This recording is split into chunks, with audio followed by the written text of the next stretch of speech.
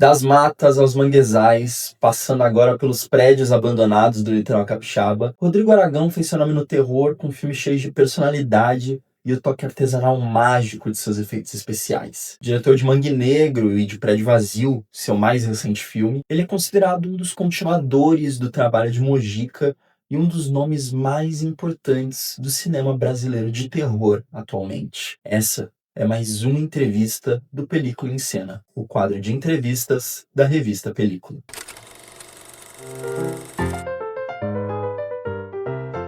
Então, Rodrigo, eu queria agradecer de verdade por você ter aceitado essa entrevista. Vai ser muito bom poder te entrevistar, depois de eu ter visto A Mata Negra, ter visto alguns filmes seus. Eu estava muito ansioso por essa conversa e eu queria, primeiro, que você falasse para quem não te conhece, não conhece seu trabalho ainda, quem é Rodrigo Aragão? Olá, Yuri, obrigado aí pela conversa. Bem, eu sou capixaba, nasci na cidade de Guarapari e eu faço filmes de terror aqui no Espírito Santo. Meus primeiros 4 longas foram filmes independentes, os outros 4 foi através de editais. E é isso, sou um cara que faz filme de terror. E você poderia contar um pouquinho da premissa, assim, do Prédio Vazio, para quem ainda... Eu vi um pouquinho do que se trata o filme, mas para quem ainda não sabe do que se trata, falar um pouquinho como que é o filme. Bem, O Prédio Vazio é o meu primeiro filme urbano. Ele é um filme que se passa uma parte dele em uma praia mais conhecida aqui de Guarapari. Guarapari é uma cidade com 52 praias. A praia mais conhecida é a Praia do Morro. E a Praia do Morro ela tem uma característica muito interessante, que ela é uma praia totalmente urbana, com muitos edifícios, e muitos desses edifícios ficam vazios fora de temporada. Isso me inspirou a fazer um filme com esse tema. Então, é um filme que ele começa no último dia de carnaval, quando a cidade está lotada. Guarapari é uma cidade com 105 mil habitantes, que recebe mais de 1 milhão de pessoas no carnaval. E uma pessoa desaparece nesse prédio, e a filha desse personagem vem de Belo Horizonte após o carnaval tentar encontrar essa mãe desaparecida e acaba invadindo esse prédio que tem um mistério. Então ele se aproxima de um ponto clássico de construção mal assombrada, mas com um cenário extremamente regional e extremamente tropical. É um filme bem tropical, bem quente, assim, no sentido de praia. Além dessa parte de ser o seu primeiro filme urbano, assim, eh, tem algo na produção do Prédio Vazio que se destacou, se diferenciou dos outros filmes que você produziu e você fez? Sim, aí eu vou até contar um pouco dos outros filmes que eu já fiz, porque assim, como meus primeiros 4 filmes eles são bem de baixo orçamento, eu sempre utilizei muito paisagens naturais, locações. Então, meu primeiro filme chama Mangue Negro, é um filme que foi todo rodado no Manguezal, que é um lugar muito difícil de se filmar, mas um lugar muito bonito. Meu segundo filme foi rodar numa Mata Atlântica, numa floresta, né, que é A Noite dos Chupacabras. Meu terceiro filme foi rodar na praia, um filme que se passa muito em externas na praia. As Fábulas Negras, que é o nosso quarto filme, é um filme de episódios, de pequenas histórias, inclusive onde eu convidei outros diretores, entre eles o José Mojica Marins. É o último trabalho da vida do Mojica como diretor, foi aqui em Guarapari. Quinto filme, meu primeiro filme com equipamento profissional, é A Mata Negra, que é um filme também na floresta. E o meu sexto filme é um épico de fantasia e terror, talvez o único épico de terror que eu saiba feito no Brasil, que chama O Cemitério das Almas Perdidas, que esse foi um filme de estúdio, é o meu primeiro filme de estúdio, um filme muito complexo, no sentido de se ter assim, muitos cenários, muitas maquetes, muitos figurantes, cena de batalha, fantasias complicadas, armamentos medievais, um filme complexo assim. E quando a gente foi produzir esse filme, ficou muito notório a grande dificuldade de você produzir fora do eixo Rio-São Paulo, Então, havia lacunas na produção que foram muito difíceis de preencher dentro de direção de arte, de cenografia, principalmente, de elenco. E aí a solução foi buscar pessoas da construção civil e dar oficinas em cima de cenografia, ensinar a trabalhar com gesso, para essas pessoas reaprenderem a fazer uma coisa cênica, né? Também uma preparação de ator complicada, assim, uma preparação de ator mais aprofundada. Então, assim, foi um processo. E vendo essas dificuldades, surgiu a ideia do próximo filme ser um filme escola. E o Prédio Vazio ele tem essa característica.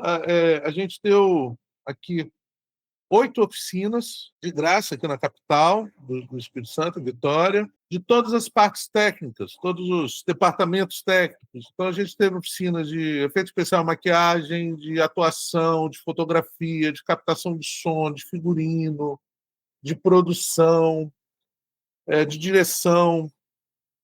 E foram 280 pessoas inscritas nessas oficinas.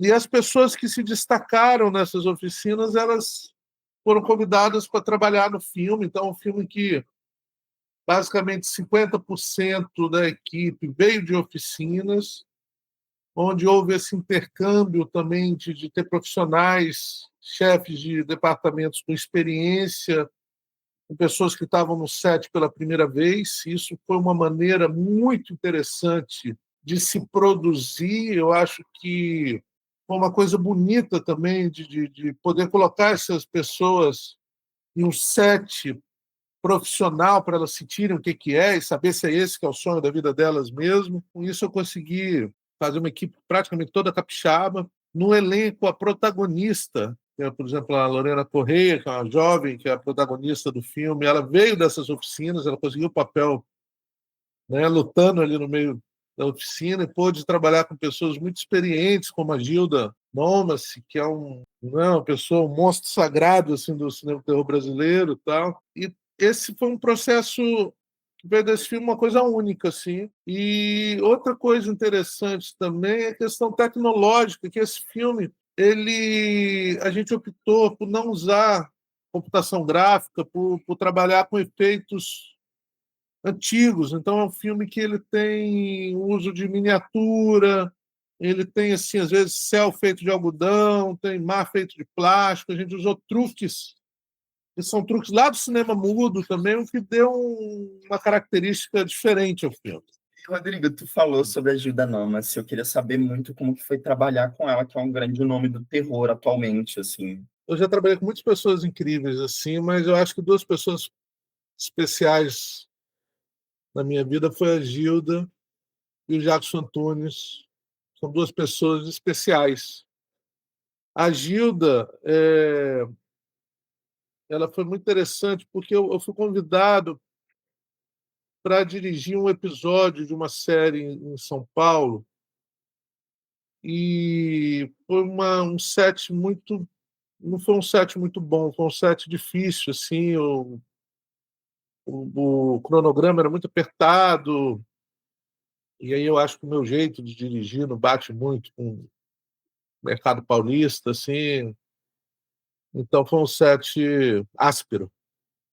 E dentro desse set áspero tinha um ponto de luz foi a Gilda, que estava no elenco. A Gilda te mostrou uma pessoa assim, um talento indiscutível, mas de um carinho, de uma sensibilidade, uma suavidade incrível assim. E quando terminou essa filmagem, eu falei, cara, eu quero muito trabalhar com essa mulher novamente. E ali mesmo, assim, na van, eu já convidei ela para esse filme, a gente não tinha orçamento. Eu falei, Gilda, eu estou escrevendo um filme que eu quero muito que você faça. Então, esse é um papel assim, feito para ela. E, cara, é muito incrível uma pessoa com esse nível de talento, porque você escreve um personagem, normalmente você quer que esse ator ele chegue próximo, né? Bem próximo do que você o que você escreveu. E ajuda uma pessoa assim, ela passa muito, ela te entrega mais do que você espera, né? Então ela dá uma coisa pessoal e original ao filme que é muito importante. Fora que é essa pessoa maravilhosa assim de trabalhar. Então eu acho uma pessoa que eu quero trabalhar sempre e eu acho muito bacana, assim, como eu disse, é importante a gente dar oportunidade para as pessoas que estão começando, e eu acho muito importante essa questão do intercâmbio com pessoas com experiência. Então, acho que para um ator, uma atriz que tem pouca experiência ainda, talvez uma Gilda trabalhando, é uma coisa que, cara, se você tiver o mínimo de sensibilidade, se aprende muito, e não só na questão técnica de atuação, mas como se portar no set, de como ser parceiro, né? Como abraçar uma produção. Então, assim, quero fazer mais trabalhos com ela. Pessoa maravilhosa. Entrar um pouquinho na tua vida profissional, Rodrigo. Eu queria saber como que foi a sua trajetória até você se decidir se tornar, né, um diretor e um diretor, sobretudo, do gênero de terror. Como que foi isso? Criança mesmo, meu pai era dono de cinema, meu pai era mimágico, em casa sempre tinha umas coisas diferentes. Um dia meu pai apareceu com uma filmadora Super 8 lá, mas nessa época, já anos 80, já não se encontrava filmes, era muito difícil encontrar ainda, né, filme e revelar e tal. Então aquilo era uma coisa linda e meio inútil, assim, sabe? Era um filmador inútil.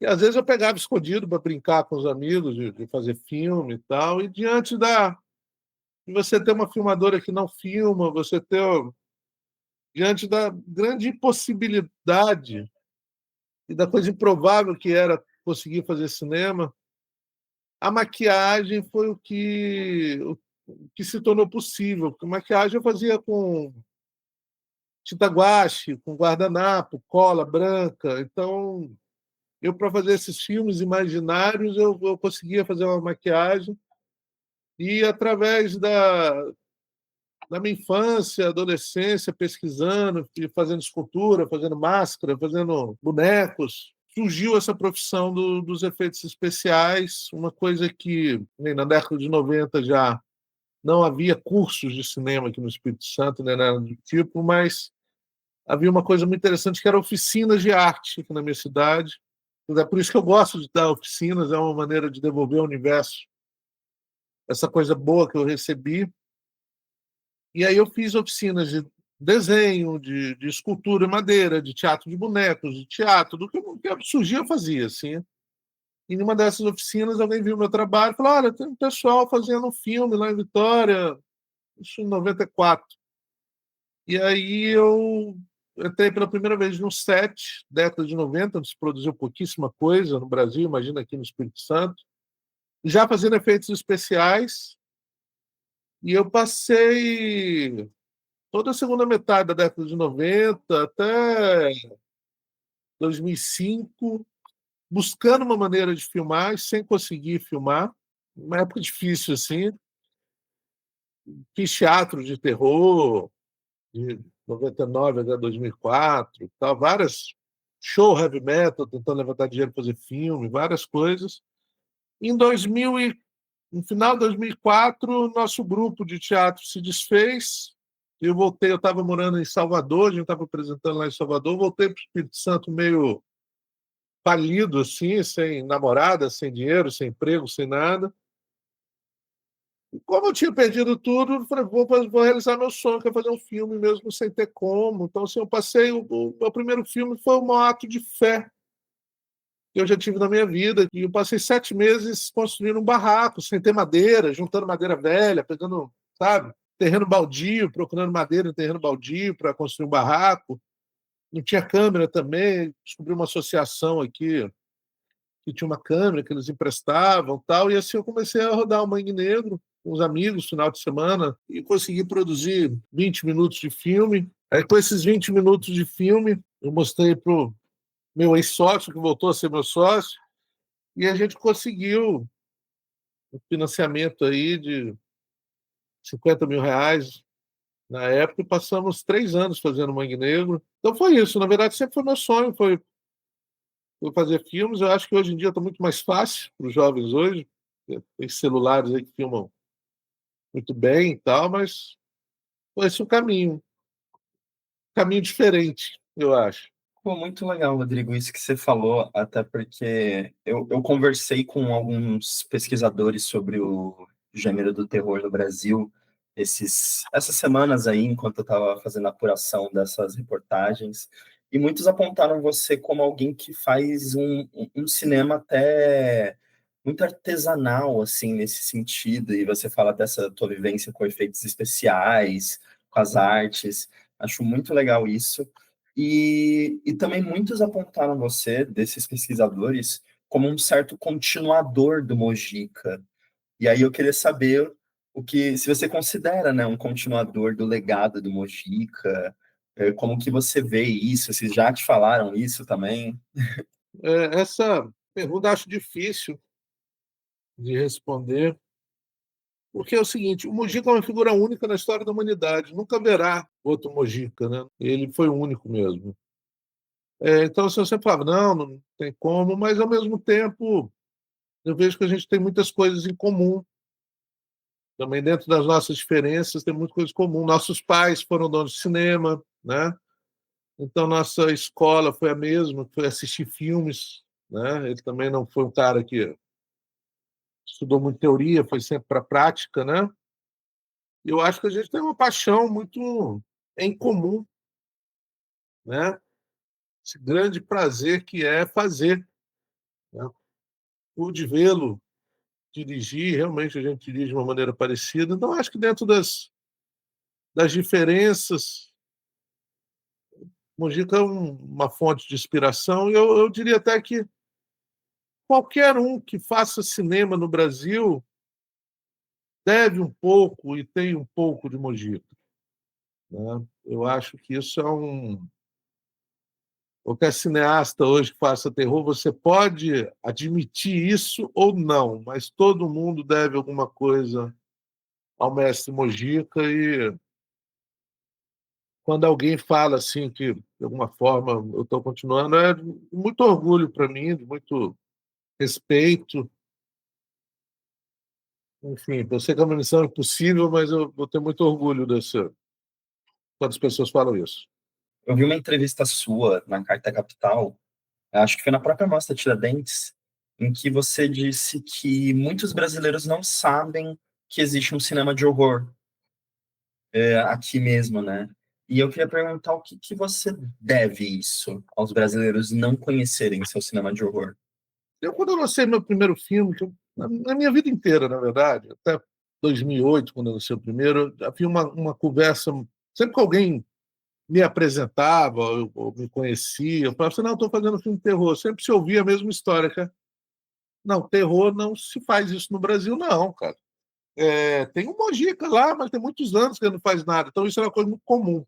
Em 2008 foi um ano muito importante, porque teve 3 filmes de terror, né? O Mojica lançou Encarnação do Demônio, levou, não sei, quase 30 anos para conseguir fazer esse filme. Eu lancei Mangue Negro, um filme independente muito pequenininho. E o Thiago Belotti lançou Capital dos Mortos, lá em Brasília, também que é um filme menor do que o Mangue Negro ainda, bem pequenininho mesmo. Então, aquele foi um ano importante, porque teve 3 filmes de terror, e se falava muito disso. Assim. Em 2018, de acordo com o pesquisador Carlos Primati, que é a pesquisa mais, 2018 ou 2019, a gente já estava em 37 por ano. Então você vê um aumento assim absurdo. Eu acho que hoje é mais normal, mas na verdade eu digo que o jovem que vai assistir A Freira, Annabelle, vai ver esses filmes no cinema lá, vai gastar seu dinheirinho suado, muito deles realmente não sabe que existe esses filmes. Eu falo isso com certeza, porque eu já tive um museu de monstros no shopping, e o Museu de Monstros ficava bem próximo de uma sala de cinema, então era muito comum eu jovem sair, eu lembro na época, eu até estava passando a Annabelle 3, sair da sessão, dar de cara com aquela fachada, falar, nossa, olha, uma casa de terror, tal. deve ser uma coisa americana, e entrava na brasileira, daqui do Espírito Santo. Essa daqui. Aí vi os filmes e falava, nossa, mas eu não sabia que existia isso no Brasil. Agora, qual é a culpa disso? Eu não sei de dizer exatamente. Eu acho que a gente ainda não tem uma grande tradição, é uma coisa que está melhorando, mas a tradição não existe. Eu acho que as pessoas não estão muito acostumadas ainda, né? Eu acho que cada filme de terror que é lançado no Brasil é um degrau, é um passo, é uma pedra que pavimenta esse caminho, mas a gente não teve, não sei se algum dia vai acontecer, de ter um grande filme, um sucesso de bilheteria, como teve Cidade de Deus, ou Ainda Estou Aqui, dentro do terror. Eu acho que isso é uma coisa que sempre foi muito cobrado no meio de ter esse grande filme. Eu não sei se isso vai acontecer. Não acho que esse também é o único caminho, né? Eu acho que o mercado de terror brasileiro ele tem uma coisa diferente do resto do mundo. Produzir cinema no Brasil e distribuir é tão difícil. E eu acho que quem faz esse tipo de filme também tem muita personalidade. Então você tem realizadores com pinceladas muito diferentes. O que faz quando você vai ver um filme de terror brasileiro, você não sabe exatamente o que você vai receber. Eu acho que os grandes movimentos de terror, seja sei lá, os americanos dos anos 80, os japoneses ali nos anos 90, com os fantasmas cabeludos, né? Ou a ultraviolência francesa. Esses filmes, você reconhece rapidamente o filme dentro do movimento. Né? Você pode, o filme terror japonês, são muito similares, assim. Então, quando você vai assistir um filme terror japonês, você sabe o que você vai ver. O filme brasileiro, eu acho que não, assim. Então, são características muito diferentes, né? Você pegar um filme do Denison Ramalho, um filme do Marco Dutra, o da Gabriela Amaral, o Paulo Biscaia, o meu, são coisas muito diferentes entre eles. Tem o fato de serem brasileiros, mas são muito diferentes. Então eu acho assim, isso de certa forma mostra a nossa criatividade, a nossa riqueza artística, tal, mas por outro lado, talvez comercialmente não seja tão, né, tão, não ajude tanto comercialmente. Porque, eu falo, o terror ele é um dos filmes de corpo. Eu acho que diante disso tem a questão dos eróticos, tem o drama que você chora, o erótico que você fica excitado, o terror você sente um medo. Eu acho que esses jovens que vão, eles querem sentir esse medo. E, às vezes, o cineasta está entregando até mais, está entregando outras coisas, né? E, enfim, eu não sei lhe dizer ainda por quê. Eu acho assim, sei lá, Marco Dutra é um cara que o primeiro filme dele já foi para Cannes, né? Um cara super respeitado, consegue uma distribuição na Europa, tal. Então cada um tem o seu sucesso, de certa forma. Agora, essa grande fatia que consome filmes de terror, tal, ela ainda não encontrou na sua totalidade os filmes de terror brasileiro. Entrando em outra seara aqui, Rodrigo, eu queria saber um pouco dos trabalhos que você está envolvido agora. Nesses últimos anos eu trabalhei em filmes muito interessantes que estão para ser lançados. Eu acho que eu acabei de filmar um filme de fiz os efeitos de um longa no Sul chamado 13 Almas, que é um filme meio meio brasileiro, meio americano. Um filme falado em inglês, que vai ser lançado fora do Brasil e vai vir de fora para dentro. Eu estou muito curioso para saber como é que o público vai receber esse filme. É um filme muito interessante.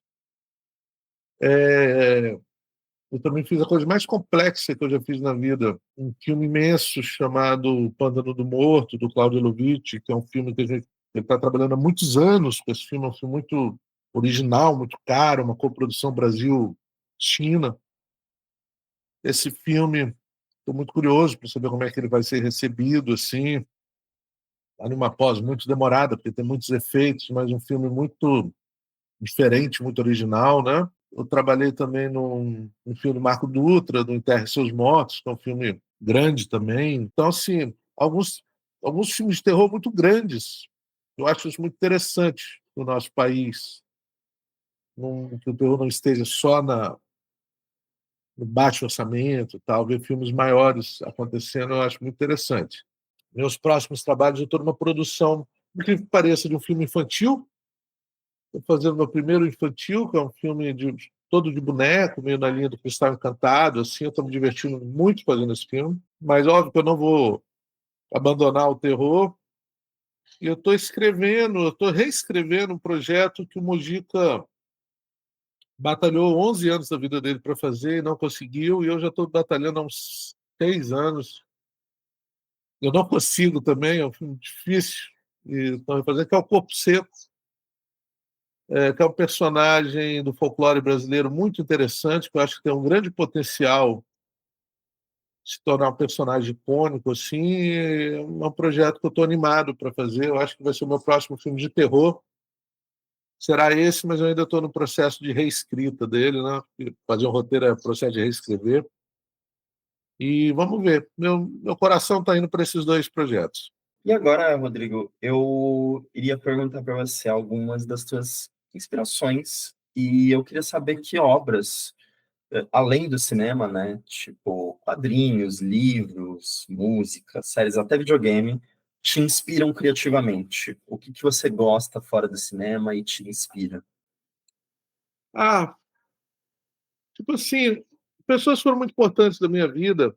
Lá no Alicerce, Sam Raimi e Peter Jackson. Esses dois caras são caras que eu conheci muito novo, assim, que eu acompanhei o trabalho deles lá do início. Então, assim, lembro muito perfeito. A primeira vez que eu vi Evil Dead, a primeira vez que eu vi A Noite Alucinante, como é que aquilo me marcou muito minha vida, e como é que são os primeiros cineastas que eu comecei a seguir. Então, quando o Peter Jackson veio com Fome Animal, assim, que foi o primeiro que chegou no Brasil, eu enlouqueci. O dono da locadora, que até me deu a fita, chegou uma hora que ele me deu a fita de presente, porque eu alugava a fita todo final de semana para se reassistir, reassistir, reassistir.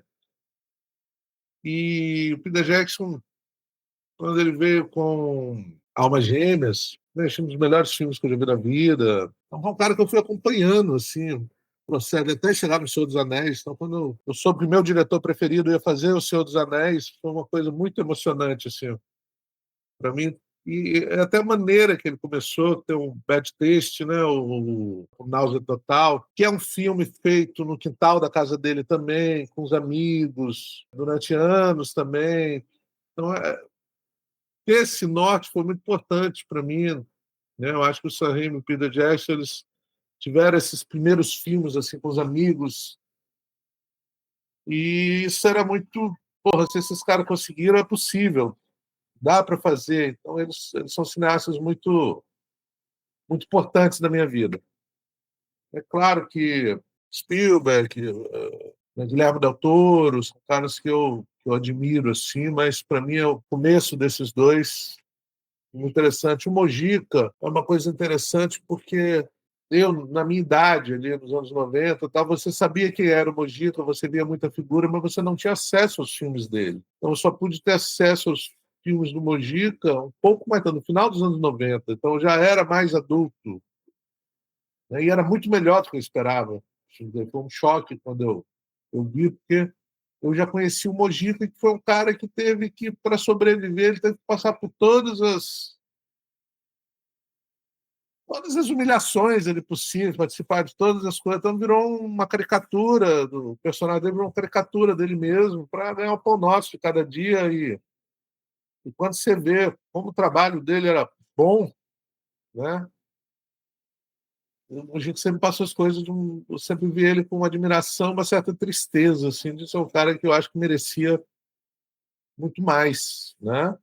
E, cara, sobre outras artes, assim, a pintura sempre foi uma coisa muito importante na minha vida. Eu sempre esculpi, eu sempre pintei. Meu irmão mais velho começou a estudar pintura, eu era criancinha, então eu sempre estava brincando de pintar também. É um negócio que eu gosto muito, assim.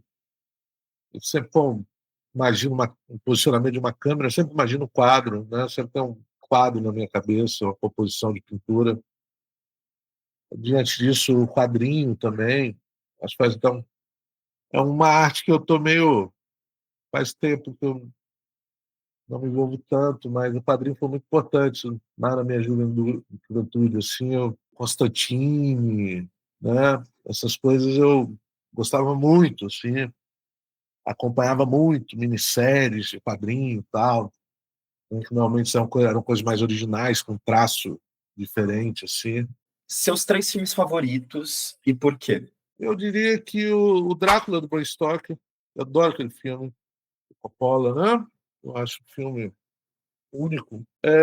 O Fome Animal é um filme que eu gostaria muito de dar oficina sobre esse filme, que eu acho ele tão complexo, cara. Ele tem essa camada de comédia, mas ele é uma demonstração tão grande de capacidade técnica. Ele tem tantos truques invisíveis, tantas camadas ali de coisas que você mostra para as pessoas acham que aquilo é de verdade. Não estou nem falando dos zumbis, não. Estou falando da cidade que não existe, dos bondes que não existe, um milhão de truques que tem ali que você acha que o cara, óbvio, que tinha uma cidade que ele conseguiu lá na Nova Zelândia, e tal, e nada daquilo existe, tudo é falso. E é tão bem feito que você não percebe que é falso, que é um filme importante na minha vida, assim. E um terceiro filme, eu lembro quando eu assisti Uma Noite Alucinante, assim, eu garoto, assim, mas eu lembro claramente de dormir e falar, meu Deus, por que não tem mais filme assim, cara? Filmes tão legais igual esse. E realmente não tem, né? Então hoje é muito difícil você encontrar uma coisa que seja próxima daquilo ali. Então acho assim, dentro da importância, na verdade, não é que nem são os melhores, mas são filmes que foram importantes para mim. Bela seleção. Assim. E encaminhando aqui para as últimas perguntas, Rodrigo, eu queria saber se tem algum projeto dos sonhos ou algo que você quer muito realizar, ainda não realizou, e você vislumbra assim no futuro querer realizar. Esse projeto dos sonhos, ele foi o eu tive muitos anos, foi justamente o Cemitério das Almas Perdidas. O Cemitério eu escrevi ele em 2003 e filmar ele em 2018, então foram 15 anos tentando fazer esse filme. E ele era o projeto impossível, assim, né? Eu acho que todos os meus filmes ele tinha uma pista, tinha um livro de Cipriano, tinha uma igrejinha lá no fundo, tal, uma coisa para fazer aquele filme. E foi muito bom poder realizar ele. Foi uma pena assim que ele acabou sendo lançado no meio da pandemia, tal. Então, é um filme que a gente não pôde aproveitar muito bem o lançamento, a coisa não foram muito boas. Mas diante dessa saga, que os meus primeiros filmes eles são todos meio ligados, assim, fazem parte do mesmo universo. Está faltando um episódio, que é o Terra Negra. Seria um filme pós-apocalíptico, com feitiço, monstros gigantes, tal. Seria a continuação direta ali do A Mata Negra, né? Esse é um filme que eu gostaria muito de fazer. Ele eu preciso de um orçamento um pouco maior, eu preciso de uma estrutura aqui melhor, então eu espero ter saúde, assim, que a minha caminhada me leve a um dia poder fazer encerrar essa saga dos filmes negros. Não, e eu adorei quando eu assisti Mata Negra, e aí eu vi aquele final, eu falei, meu Deus, vai ter um Mata Negra 2? Tá escrito, esse é o filme que tá escrito na minha gaveta. Muito legal, Rodrigo. Rodrigo, eram essas as perguntas que eu tinha, assim, não sei se você tem algo a adicionar, algo que eu não te perguntei e você gostaria que eu tivesse perguntado. Fique à vontade, qualquer coisa que tenha para falar, queria agradecer muito pela tua presença, foi uma ótima entrevista, viu? Muito Oh, obrigado. bom. Não, Yuri, não tem nada a perguntar, não. Quero te agradecer aí pela sua paciência. Você levando tempo para conseguir fechar as agendas aqui, né, cara? Os tempos foram meio malucos. Mas te desejo muita sorte na sua caminhada, no seu projeto, que seja sucesso, viu? Estamos em contato. Perfeito, e sucesso para você também, Rodrigo, viu? Brigadão, viu? Valeu, meu velho. Tudo de bom. Até.